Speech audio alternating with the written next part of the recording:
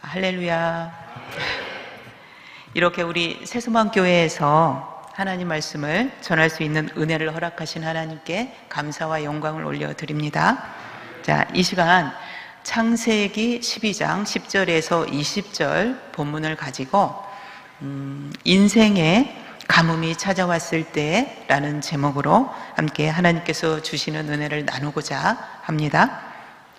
얼마 전에 TV를 보다가 우연히 올림픽 경기를 녹화해주는 방송을 보았습니다. 금메달을 따기 위해서 노력하는 각국 선수들을 보면서 참 대단하다는 생각이 들었습니다. 그런데 그 가운데 심판의 오심으로 억울하게 패해서 통곡하는 선수를 보았습니다. 그 선수는 짧게는 4년을 투자했겠고, 또 길게는 어떻게 생각을 하면 그 선수는 그 선수 삶 전부라고 할 수가 있겠습니다.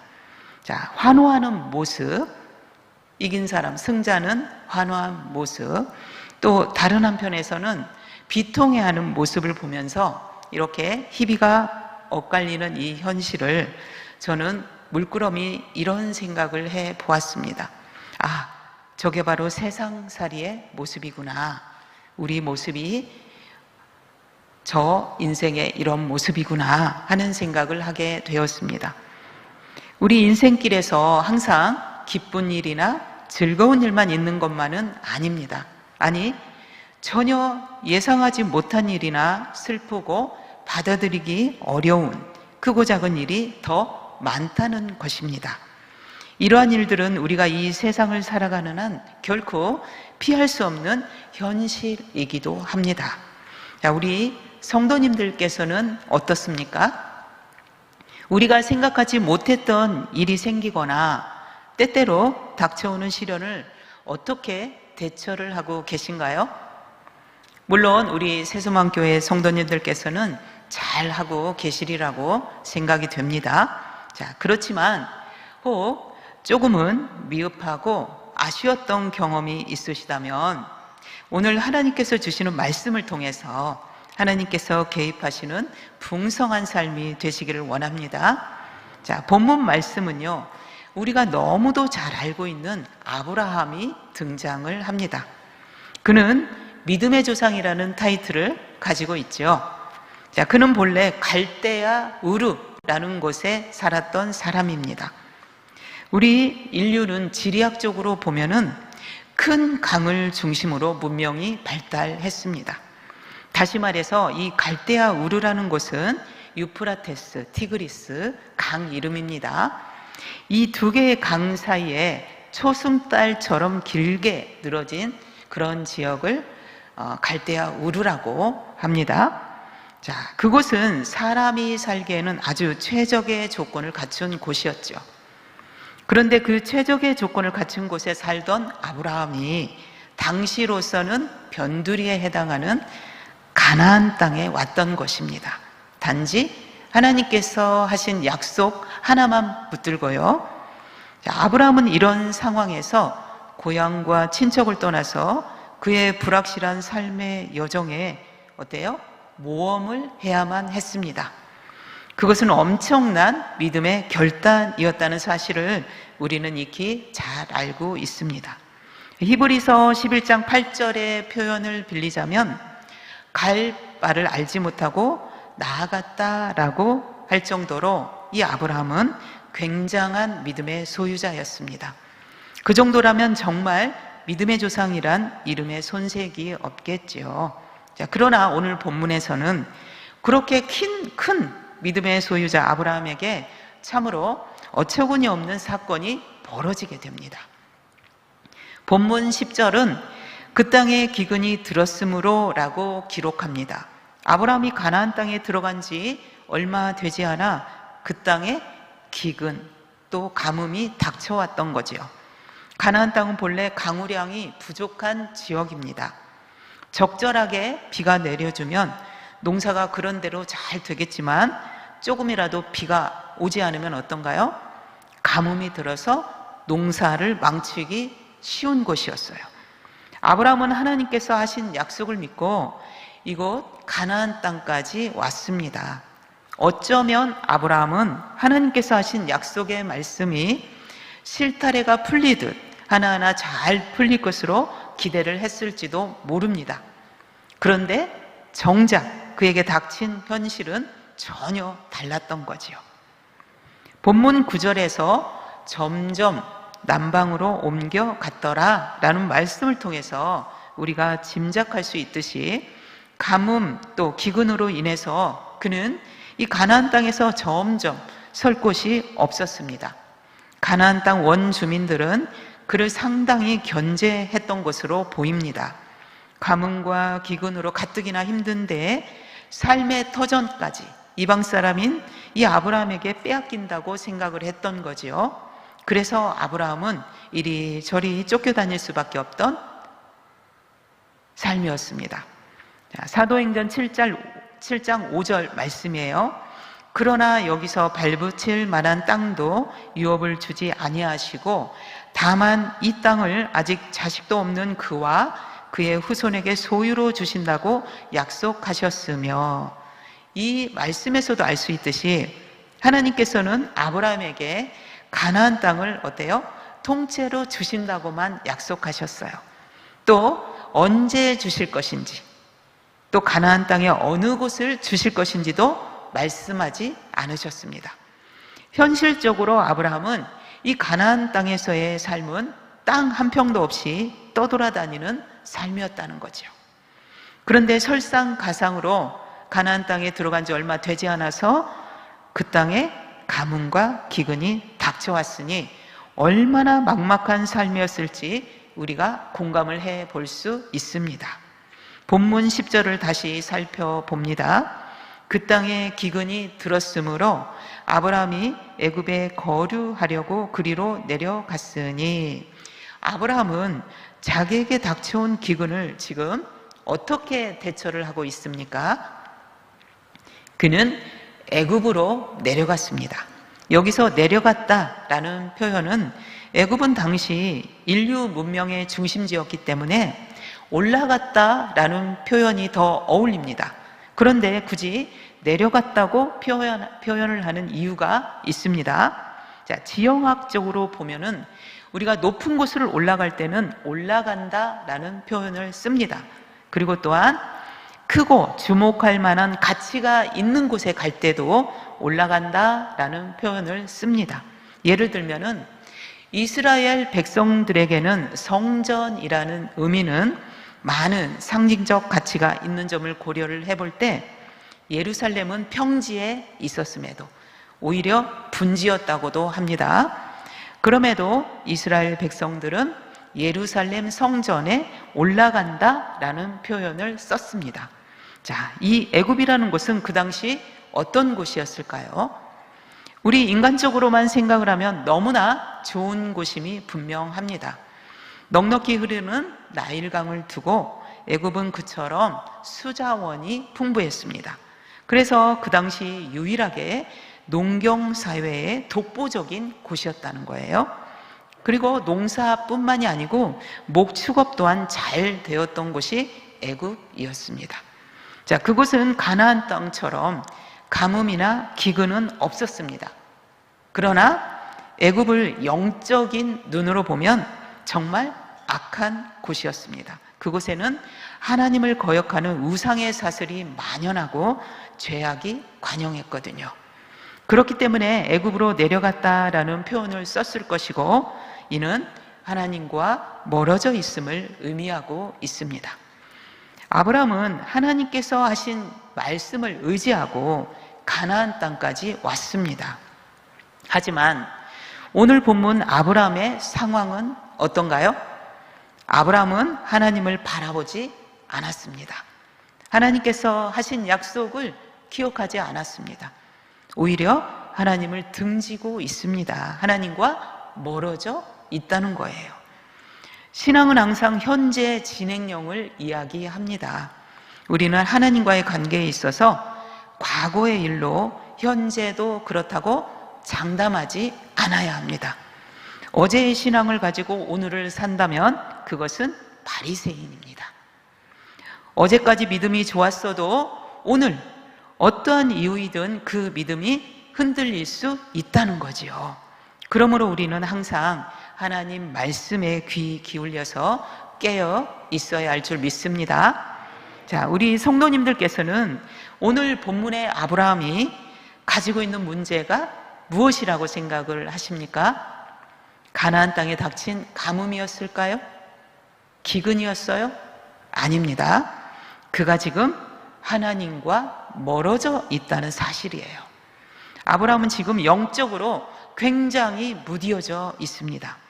이처럼 우리 인간은 공연히 우리의 문제를 부둥켜 안고 스스로 해결을 하려고 하다가 오히려 일만 그르치는 경우가 많습니다. 아브라함은 인간적인 생각으로 계산을 하다가 겉모습이 화려한 애굽으로 내려갔던 것입니다. 그런데 막상 애굽에 가까이 가니 아브라함은 덜컥 겁이 났습니다. 왜일까요? 우리 본문 읽으셨죠? 아브라함의 아내인 사라 때문에 불안해합니다. 그녀의 미모가 뛰어나서 애굽에서 문제가 되지 않을까 고민하게 돼요. 자, 이 대목은 흔히 우리 관점에서 보면 좀 이상할 수도 있습니다. 그때 이미 아브라함은 75세가 넘었고 사라는 65세가 넘었는데 하는 생각을 할 수도 있습니다. 당시 평균 수명이요, 지금과 다르게 100수십 년을 너끈하게 살았던 시대입니다. 그러니까 65세면은 지금의 중년에 불과하지 않겠습니까? 게다가 애굽인들은 피부가 거무스름한 데 반해서 사라는 샘족이었기 때문에 피부가 하얗습니다. 요셉이 애굽에서 사랑받는 이유 중 하나도 그 때문이었겠죠. 자, 이렇게 애굽인들 사이에서 미모 또한 뛰어난 사라는 당연히 돋보이게 됩니다. 그래서 아브라함은 또 인간적인 계산으로 아이디어를 내는 거죠. 아내인 사라를 누이라고 하자는 제안을 합니다. 본래 이들은 이복 누이 사이였어요. 자, 이스라엘은 집안끼리 결혼하는 풍습이 일반적이었습니다. 이방의 문화와 섞이지 않으려는 의도였겠죠. 하지만 지금은 아브라함과 사라는 어엿한 부부입니다. 그런데도 그는 아무렇지도 않게 거짓말을 합니다. 이어서 아브라함은 그 거짓말로 인해서 애굽에 갔던 일이 점점 꼬이기 시작합니다. 정말 아브라함의 예상대로 사라의 미모가 애굽 사람들에게 각광을 받습니다. 그 소문이 왕궁에까지 흘러 들어가지요. 그러자 애굽의 바로왕이 아브라함을 불러들여서 아내인 사라를 탐을 냅니다. 황당한 것은 그 덕택에 아브라함은 바로왕에게 사라를 건네고 받은 하사품, 양소 이런 것이 재산이었죠. 그런 걸로 큰 부자가 되었다는 거예요. 그러나 아내를 빼앗기고 아브라함에게 이 하사품은 무용지물이었을 것입니다. 그렇다고 사라가 내 아내라고 밝힐 수도 없고 이제 와서 후회를 해도 소용이 없었습니다. 자, 이렇게 난처한 상황에 몰린 아브라함에게 참 다행스럽고 감사한 일이 생겼습니다. 아브라함이 망쳐놓은 이 사태를 하나님께서 직접 나서서 수습해 주셨다는 거예요. 하나님은 그를 포기하지 않고 도와주셨습니다. 하나님께서는 한 번 택하신 백성을 절대 포기하지 않으십니다. 버리지 않으십니다. 우리가 부모로서 자식을 포기하지 않는 것과 같지요. 하물며 독생자를 아끼지 않으시고 그 독생자이신 예수님의 핏값으로 우리를 자녀 삼으신 하나님께서 어찌 자녀인 우리를 포기할 수가 있겠습니까? 곤란에 빠진 아브라함을 구하기 위해 드디어 하나님께서는 출동을 하시게 됩니다. 17절이에요. 여호와께서 아브라함의 아내 사레의 일로 바로와 그 집에 큰 재앙을 내리신지라. 그렇지만 아브라함은 이러한 일이 이번 한 번뿐이 아니었습니다. 이와 비슷한 일이 창세기 또 20장에도 나오는데 큰 믿음의 소유자인 아브라함도 어쩔 수 없는 연약하고 모자란 인간에 불과하다는 거지요. 그러나 하나님께서는 그런 아브라함을 통해서 우리 인류의 구원 역사를 이루신 줄 믿습니다. 하나님께서는 이 일로 인해서 바로 왕과 그 집안에 질병을 내리십니다. 그리고 바로에게 꿈으로 경고하시죠. 그러자 바로 왕은 즐겁을 했고 이내 아브라함을 또 불러드립니다. 바로 왕은 하나님이 두려워서 아브라함을 어떻게 하지는 못했습니다. 3번씩이나 아브라함에게 문책합니다. 어찌해서 그런 거짓말을 해가지고 사람을 이토록 궁지에 몰리게 하느냐 였습니다. 아브라함은 바로왕의 문책 앞에 아무런 대답도 할 수 없었습니다. 망신도 그런 망신이 없었죠. 하나님을 믿지 않는 불신자들 앞에서, 이 애굽 사람들 앞에서 아내를 돈으로 팔아버린 파렴치한 인간으로 낙인이 찍혀 버렸거든요. 그리고는 바로왕은 아브라함에게 사라 대신해 준 하사품도 거두지 않고 곧바로 아브라함과 사라를 돌려 보냈습니다. 아마도 하나님이 두려운 바로왕은 가급적이면 빨리 아브라함을 쫓아보내고 싶은 심정이었을 거예요. 가나안 땅에 가뭄과 기근이 닥쳐왔을 때 아브라함이 만약에 하나님께서 하신 약속의 믿음을 굳게 지키고 이 가나안 땅을 떠나지 않았더라면 어떻게 되었을까요? 하나님께서 그런 아브라함을 가만 놔두셨을까요? 아니죠. 반드시 하나님께서는 피할 길로 인도하셨을 것입니다. 지쳐 삶을 포기하고 싶은 엘리야에게 까마귀를 보내서 먹게 하신 하나님께서 또한 허허벌판 빈들 광야에서 이스라엘 백성 수백만 명을 40년 동안 만나로 먹이신 그 하나님께서, 어제나 오늘이나 동일하신 그 하나님께서 아브라함을 분명히 선한 길로 인도하시고 지켜주셨을 것입니다. 인류의 주관자이신 하나님께서는 고난과 시련을 통해서 때때로 우리의 믿음을 달아보십니다. 더욱 견고한 믿음을 갖도록 우리를 연단하시는 줄 믿습니다. 그래서 어떨 땐 고난과 시련 속에 우리를 두시고 또 그대로 지켜보시면서 우리를 시험하고 계십니다. 저와 우리 성도님들께서 그냥 지나치지 말아야 할 것은 이 아브라함뿐만이 아니고 아브라함의 이 모습이야말로, 아브라함의 이 연약한 모습이야말로 지금 우리들의 모습이라는 것입니다. 그렇습니다. 우리는 오늘 본문의 아브라함처럼 나약하고 연약합니다. 사도 바울 선생님은 실컷 두들겨 맞고 빌립보 감옥에 들어가서도 어땠나요? 그는 고난 중에도 한밤중에 하나님을 찬미했습니다. 그래서 그의 발에 채워진 착고가 풀리고 옥문이 열리는 기적이 일어났습니다. 그게 다가 아니었죠. 빌립보 감옥의 간수장은 이 일들, 모든 일들을 보고 자결을 시도했어요. 그러다가 바울의 전도로 그의 가정까지 복음화가 됩니다. 이후에 이 간수장의 가정, 또 누디아라는 가정이 합작을 해서 빌립보 교회를 세우게 돼요. 이 빌립보 교회는 굉장한 의미가 있습니다. 유럽 선교의 전초 기지가 되었습니다. 그로 인해 하나님의 구원 계획은 오늘날까지 놀랍도록 펼쳐지게 되었다는 것입니다. 자, 사랑하는 우리 새소망교회의 성도님들, 우리의 인생은요 단 한 번뿐입니다. 한 번 왔던 길을 다시 돌아갈 수가 없어요. 하나님께서는 이렇게 연약한 아브라함을 통해서 인류의 구원 역사를 이루셨습니다. 그리고 그에게 믿음의 조상이라는 타이틀도 주셨습니다. 우리가 잘나고 예뻐서 하나님께서 우리를 택하신 것이 아닙니다. 연약하고 부족하지만 우리의 믿음과 순종을 보시고 우리를 이끄셔서 구원을 이루십니다. 아브라함은 오늘 본문의 이야기와 같이 어리석고 연약했습니다. 그렇지만 끝까지 참고 기다리신 하나님의 은혜와 사랑으로 믿음과 순종을 선물로 받았습니다. 그렇기 때문에 훗날에 아브라함은 천신만고 끝에 얻은 아들 이삭을 바치라는 하나님이 주신 가장 큰 시험을 통과할 수가 있었습니다.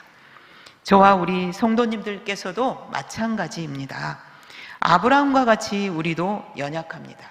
아니, 더 부족하고 더 연약합니다. 하지만 우리에게는 전지전능하시고 무소부재하신 하나님께서 우리의 아버지가 되어주신다는 것입니다.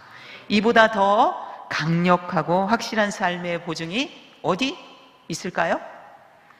우리에게는 수많은 크고 작은 우리 인생의 가문과 기근이 기다리고 있습니다. 누구나 예외가 없습니다. 그러나 이제는 겁내지 않고 두려워하지 않아야 합니다. 아브라함과 같이 세상으로, 애굽으로 도망하지 않아야 합니다. 또 어떤가요? 사람을 의지하지 않아야 합니다. 독생자 아들을 아끼지 않으시고 그 피값으로 우리를 사신 오직 한 분, 성삼위 일체이신 하나님만 붙잡고 나아가야 하겠습니다. 지금 우리의 삶에서 가문과 기근을 만나셨습니까? 우리 모두는 애굽을 향해 가지 않고 나를 위해 돌아가신 주님 품 안으로 뛰어 들어가야 할 줄 믿습니다. 어제나 오늘이나 영원토록 동일하게 역사하시는 주님의 능력으로 말미암아 믿음으로 인내하는 삶을 살아가는 저와 우리 새소망교회 성도님들이 되시기를 주님의 이름으로 소망합니다.